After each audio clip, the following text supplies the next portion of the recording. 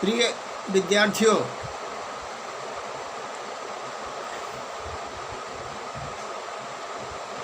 Online classes में आपको कृषि विज्ञान, एग्रीकल्चर पढ़ाया जा रहा है। तो उसमें आपको सस्य विज्ञान पहले देखना है। सस्य विज्ञान की परिभाषा पहले समझिए। सस्य विज्ञान कृषि विज्ञान की वह शाखा है जिसमें भूमि प्रबंध और फसल उत्पादन के सिद्धांतों एवं क्रियाओं का अध्ययन किया जाता है। अंग्रेजी में देखिए, agronomy is the branch of agriculture that treats the principles and practices of crop production and field management. एक और परिभाषा देखिए छोटी सी। सस्य विज्ञान फसल उगाने की कला और विज्ञान है। ये C.R. बालन के अनुसार है। Agronomy is in art and science of field crop culture. तो ये परिभाषा है जिसके अंतर्गत आपको कृषि विज्ञान के बारे में ये जानना है कि एग्रोनॉमी जो है वो आर्ट है और साइंस भी है। ये आपको अभी बताया गया। तो पहले आप देखिए, सस्य विज्ञान विज्ञान के रूप में, एग्रोनॉमी इज एन साइंस। परिभाषा के अंतर्गत सस्य विज्ञान को विज्ञान व कला बताया गया है। किसी भी विषय के क्रमबद्ध अध्ययन को विज्ञान कहते हैं। जैसे भूमि की किस्म को छांटना, समय पर खेत की तैयारी करना, समय पर बुआई करना, उचित बीज दर का प्रयोग, समय पर सिंचाई, निराई गुड़ाई तथा खाद आदि फसलों में देना। यह क्रमबद्ध अध्ययन का एवं कार्य फसल की कटाई तक ही करते हैं। तो आपने साइंस के रूप में समझा। अब आप देखिए सस्य विज्ञान कला के रूप में, agronomy is an art. Agronomy is an art पहले आप देख चुके हैं। Agronomy is a science. अब आर्ट के रूप में देखिए, कला शब्द का अर्थ भौतिक दृष्टिकोण से ही नहीं वरन मानसिक दृष्टिकोण से दक्षता, स्किल से है।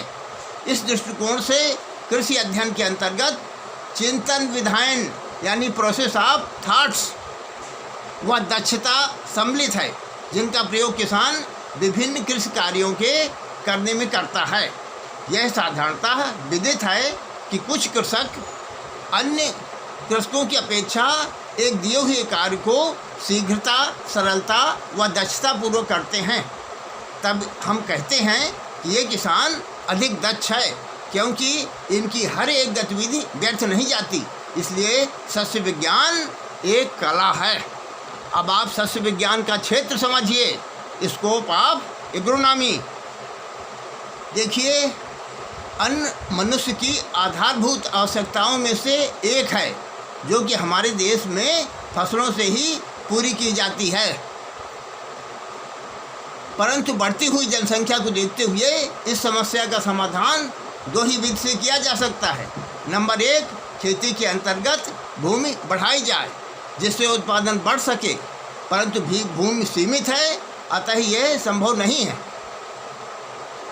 अब देखिए दूसरी विधि, प्रति इकाई क्षेत्र में सघन कृषि द्वारा अधिक से अधिक उपज प्राप्त की जाए। यही विधि अपनाई जा रही है और इससे जो है वो इसी पर कार्य किया जा रहा है। अब इसके बारे में आप समझिए। पहला है अन्न समस्या का समाधान। जैसा कि आप जानते हैं, भोजन मनुष्य की आधारभूत आवश्यकताओं में प्रथम स्थान रखता है। इसकी उपलब्धि आजकल बढ़ती हुई जनसंख्या के युग में सघन कृषि द्वारा भी संभव है, जिससे कुछ वर्षों की कृषि उन्नति को अपने देश में देखते हुए हम कह सकते हैं कि इस देश में अपनी अन्न समस्या को हल करने में सफल हो गया है और विदेशों पर निर्भर नहीं है। हरित क्रांति अधिक उत्पादन बढ़ाकर खाद्य समस्या का समाधान करने में सहायक सिद्ध हुआ है। अब दूसरा देखिए, दूसरा पॉइंट है अन्य समस्या का समाधान। आपने अच्छी तरह समझ लिया है। अब दूसरा पॉइंट समझिए, वस्त्र समस्या का समाधान।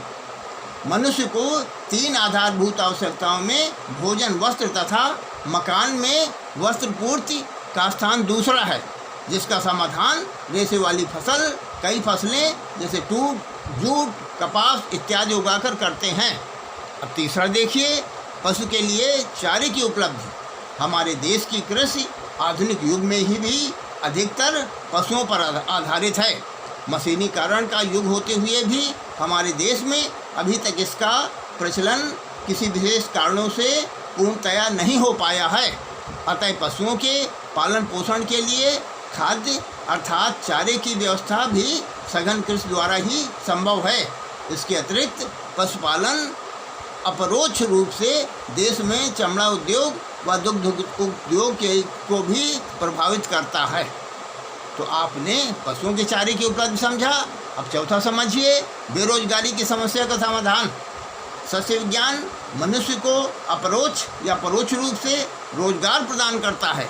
परोक्ष रूप में उन मनुष्यों को जो शस्य उत्पादन में लगे हुए हैं, जैसे कृषक व कृषि श्रमिक, तथा अप्रत्यक्ष रूप में कृषि पर आधारित अन्य धंधे वाले लोग, जैसे बढ़ई, लोहार व कृषि उपज के व्यापारी को रोजगार प्रदान करता है। 5वां पॉइंट देखिए, अन्य उद्योगों के लिए कच्चे माल की पूर्ति। देश में चीनी, तेल, कपास, जूट आदि प्रमुख उद्योगों को कच्चा माल शस्य उत्पादन से ही प्राप्त होता है। किसी भी देश में ऐसे धंधे अधिक विकसित नहीं हो पाते जहां कच्चा माल की पूर्ति विदेशों से करनी पड़ती है। अतः देश की उन्नति शस्य उत्पादन की उन्नति पर आधारित है। अगला पॉइंट देखिए, राष्ट्रीय आय में वृद्धि। फसलों के उत्पादन से कृषक की आय में वृद्धि होती है और उच्च स्तर पर वह राष्ट्र की आय में वृद्धि मानी जाती है।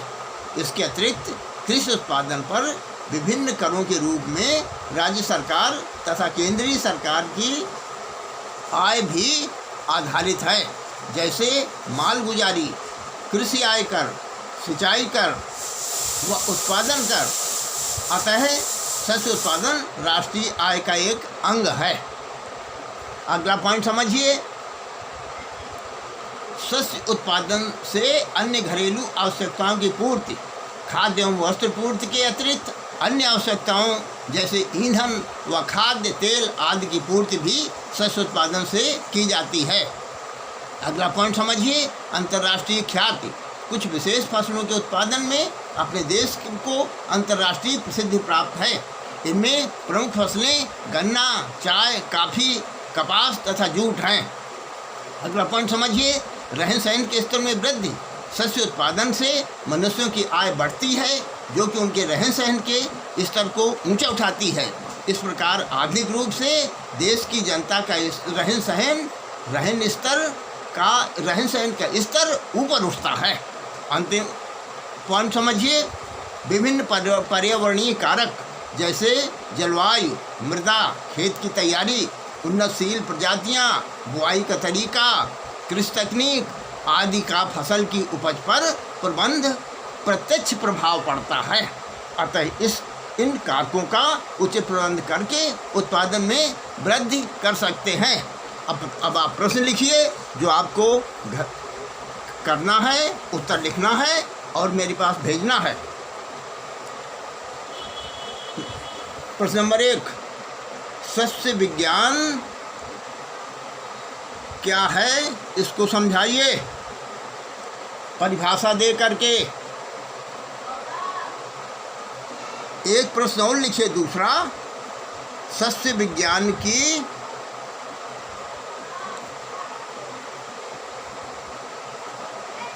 सस्य विज्ञान का क्षेत्र यानी स्कोप ऑफ एग्रोनॉमी लिखिए। धन्यवाद।